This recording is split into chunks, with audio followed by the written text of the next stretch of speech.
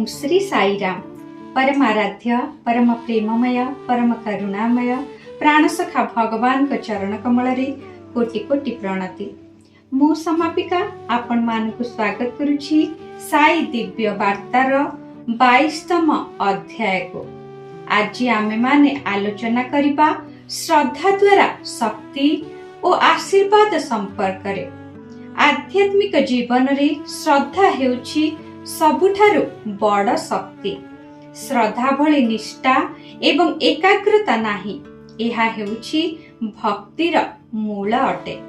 स्वामी कहन्ति श्रद्धा बिना भक्ति असंभव। एही अविश्रांत श्रद्धा प्रकृत शक्ति आनिथाय, जहा हमकु आशा, दृढ़ता और निश्चिंतता दिए। श्रद्धार अर्थ, श्रद्धा माने दृढ़ विश्वास, दृढ़ भक्ति, जीवनर प्रतिटी दिन रे भल परिणाम पाई एक आशा और साहस।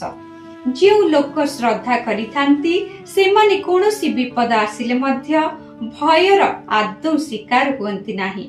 श्रद्धा को वृद्धि करिबार प्रायोगिक उपाय गुड़िक हेला, प्रथमटी हेउछि दैनिक प्रार्थना और ध्यान रे एकाग्र रुहंतु। द्वितीय रे जीवन रे आसुथबा प्रत्येकटी छोट बड़ चैलेंज उपरे पूर्ण मनोयोग और श्रद्धा रखंतु। तृतीय रे सत्य, करुणा, प्रेम, धैर्य माने श्रद्धार आधार। एहाकु दैनिक अभ्यास करंतु।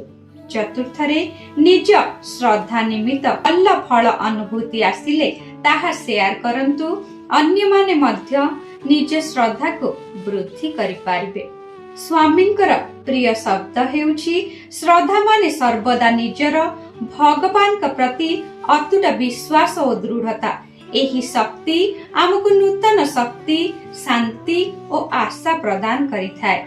आसंतु आमे एही दिनरु शिखिबा प्रत्येक काम, प्रत्येक दिन एवं जीवनर प्रतिटी क्षेत्र रे दृढ़ श्रद्धा रखिबा अभ्यास करिबा। प्रेम, असीम निष्ठा और अतुट कार्यशीलता द्वारा निजकु एवं समाज को आलोकित करिबा। दयाकरी आपण माने एही भिडियोटी को अधिक मात्रा रे लाइक करंतु, सब्सक्राइब करंतु एवं निज श्रद्धार कहानी एवं अनुभूति संपर्क रे कमेंट माध्यम रे आमको शेयर करंतु। सर्वे भवन्तु सुखिनो। जय साई राम।